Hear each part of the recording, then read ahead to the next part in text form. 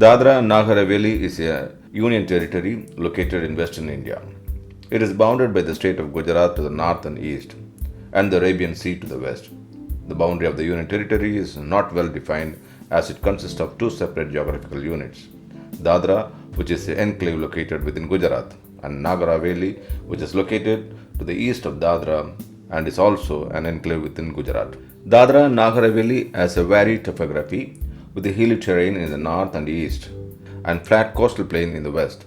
The northern and eastern parts of the Union Territory are covered by the Western Ghats mountain range.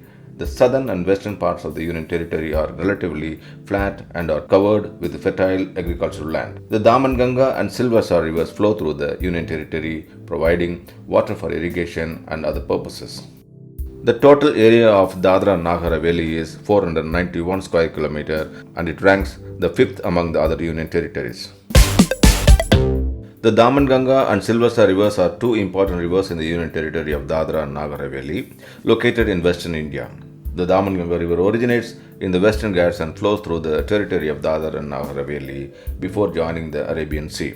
The Silvassa river is a tributary of the Daman Ganga river and also flows through the territory of Dadra and Nagar Haveli. The Daman Ganga is known for its picturesque beauty and is a popular spot for tourism and recreational activities such as boating and fishing.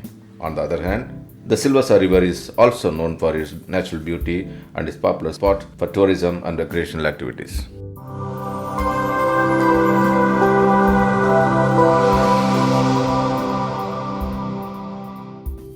The climate of Dadra and Nagar Haveli is tropical with hot summers and mild winters. The average annual temperature is around 27 degrees Celsius, with the average high temperature in the summer months reaching around 34 degrees Celsius and the average lower temperature in the winter months dropping to around 20 degrees Celsius. The humidity is high throughout the year with an average of 80%. The monsoon season, which lasts from June to September, brings heavy rainfall to the area.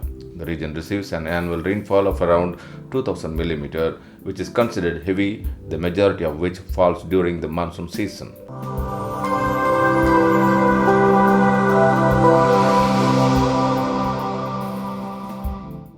Dadra and Nagar Haveli has a rich biodiversity with a wide variety of flora and fauna. The hilly terrain in the northern and eastern parts of the Union Territory is covered with dense forests, which are home to a wide range of plants and animal species. The forests of Dadra and Nagar Haveli are primarily made up of tropical deciduous and evergreen trees such as teak, sal, bamboo, and mahua. The forests are also home to a variety of medicinal plants such as amla, neem, and turmeric. The fauna of Dadra and Nagar Haveli is also diverse with a wide variety of mammals, birds, reptiles, and insects. Some of the notable animal species found in the region include leopards, Indian civets, wild boars, and variety of deer species. The region also has a rich bird life with over 250 species of birds recorded, including the great Indian hornbill, racket-tailed drongo, and the paradise flycatcher.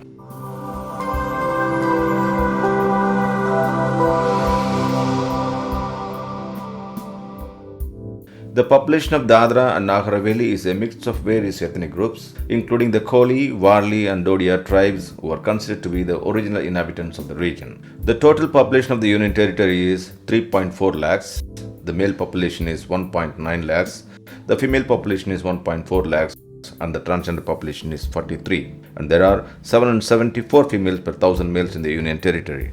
According to 2011 census, in terms of religion, Hinduism constitutes 93.93%, Islam is 3.76%, Christianity is 1.49%, Sikhism is 0.06%, and Buddhism is 0.18%. The overall literacy rate of Dadra and Nagar Haveli is 96%, and the female literacy is 82.41%.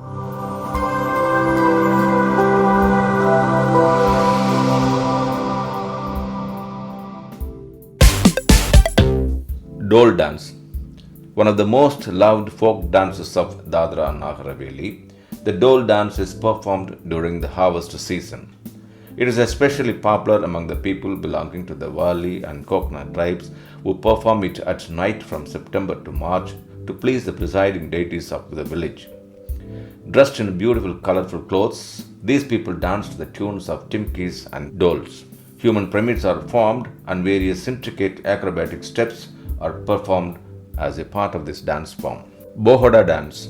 This folk dance is performed to show gratitude to the gods and goddesses of the village. People from different tribes dress up in vibrant attires and gather to perform this beautiful dance.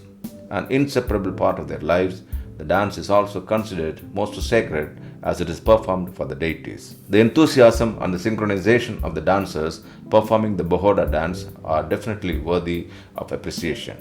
Tharpa dance. This dance forms a part of the daily lives of the people here. They don't have to wait for special occasions to perform it. It is performed in their routine lives, though several people from different tribes are especially seen performing it during the festival of the harvest. It is especially popular among the Kolis, Wali, and Kokna. The dance is performed in a group where there is a leader who taps the ground with a decked up stick, and others hold each other around their waist and move around the musician. They all dance joyously to the tunes of the tarpa, a wind instrument made of gourd and bamboo sticks. Shigmo. Shigmo is a popular festival celebrated in the Indian state of Goa and in the Union Territory of Dadra and Nagar Haveli. It marks the arrival of spring and is celebrated in the month of March. The festival is a colorful celebration that features traditional dances, music, and processions. The festival of Shigmo is celebrated by the people of all communities with great enthusiasm and joy. The main attraction of the festival is the parade of floats, which is usually held on the last day of the festival. The floats are decorated with flowers, lights, and other colorful materials and are accompanied by traditional music, dances, and performances. Katamita bath is a savory and tangy dish made from rice and lentils. It is a staple food in the Union Territory. The dish is made by cooking rice and lentils together until they are tender and then flavored with the sour ingredients like lemon juice or tamarind paste and spices like cumin, coriander, and turmeric. Some recipes also add sweetness like jaggery to balance the sourness and create a unique taste. It is commonly served as a main course and can be accompanied by sides like raita, pickles, or chutneys. Amras. Amras or amras is the pulp of the tropical fruit mango eaten in India. The pulp of a ripe fruit is extracted usually by hand and consumed along with the chapati. At times, ghee and milk are added to the pulp to enhance its flavor. Sugar is also added to adjust the sweetness. A regional version of amras is a popular dessert in Rajasthani cuisine and Marwari, Maharashtra, Gujarati homes, especially during festivities. Since the fruit is seasonal, being harvested at the end of summer, the need to preserve the fruit in the form of pulp has given rise to a moderately large mango processing industry. Bhajia. Like all traditional bhajias, Kandan bhajias is also made by deep frying thin slices of purple yam dipped in a gram flour batter. However, the coriander seeds, sesame seeds, and the freshly ground pepper powder that are added just before frying give it an edge over its counterparts. Serve this on a rainy day, accompanied by a cup of piping hot tea or coffee to enhance the experience.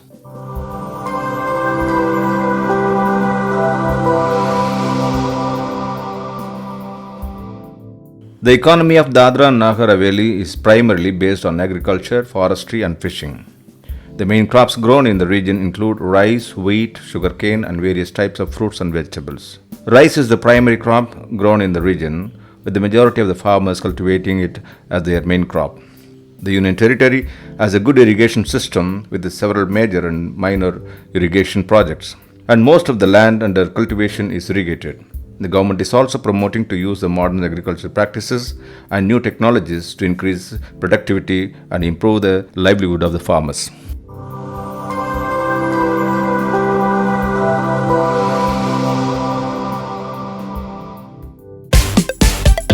The government is taking steps to improve the education infrastructure in Dadra and Nagar Haveli, but there is still a lot of room for improvement.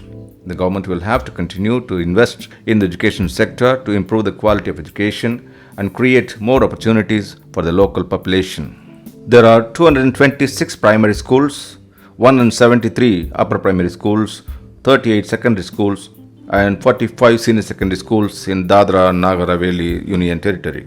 In terms of higher education, there is one government college located in the region which provides undergraduate and postgraduate courses in various disciplines. Additionally, there is also a polytechnic college in the region which offers diploma courses in engineering and technology. There are a number of government hospitals and primary health centers in the region, but the overall quality of healthcare is considered to be below average. The government is focusing on improving the quality of healthcare by providing better facilities and resources and by recruiting more qualified healthcare professionals. The Union Territory has 10 rural hospitals and 1 urban hospital. Dadra and Nagar Haveli is administered by an administrator appointed by the President of India. The administrator acts as the representative of the President and is responsible for the overall administration of the Union Territory, usually a retired IAS officer. The current administrator of Dadra and Nagar Haveli is Sri Praful Patel. He is responsible for the overall administration of the Union Territory and acts as the representative of the President in the region. In 1954, annexation of Dadra and Nagar Haveli by India. In 1779, the Portuguese colonization of Dadra and Nagar Haveli. In 1857, the first War of Independence in Dadra and Nagar Haveli was part of it. In 1961, the merger of Dadra and Nagar Haveli into the Union Territory of India. In 1940 to 1950s, the anti-Portuguese resistance movement happened, led by freedom fighter Sri Sardar Patel. In 1952, the establishment of Tribal Council in Nagar Haveli. 1961, the integration of the princely state of Nagar Haveli into the Indian Union, and in 2000, the Indian government's plan to establish a major industrial hub in the region. One Ganga Lake Garden. Just 5 kilometers from the capital city, Silvassa, One Ganga Lake Garden is heaven for nature lovers. The very sight of the sprawling 7.58 hectares of the picture-perfect garden with this beautiful lake captives your soul. The huge lake in the garden has an island at the center, which stands connected to the garden by a bridge reflecting the influence of the Japanese architecture. The island gives the garden the name Island Garden, and more to appease your visual appetite.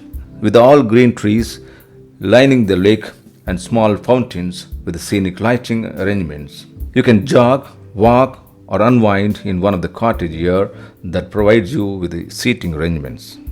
Hirva One Garden. Yet another spectacular garden in the Union Territory, the only difference being that it is forest made by man. Situated on the Silvassa and Dadra road, the garden is a superb specimen of architecture. Mesmerizing waterfalls, beautiful cascades, small springs, stone walls, arches, lush greenery, colorful flowers, crisscross walkways. In fact, everything about Hirva One Garden is amazing. There is a separate play section for children, and the play equipments available here keep the children amused when you are lost in tranquility. Dudhni Lake. Located 40 kilometers away from Silvassa, Dudhni Lake is a vast expanse of water surrounded by small hills, famously referred to as the Kashmir of the West. The lake is formed by the waters of Madhuban's reservoir. The isolated Dudhni, which is home to the lake, calms your senses. Well, you have entertainments that can make your adrenaline flow. The water sports available here include rowing boats, speed boats, water scooters, canoes, jet skis, and shikara rides. Trekking through the dense forests and camping on the riverside would be a memorable adventure.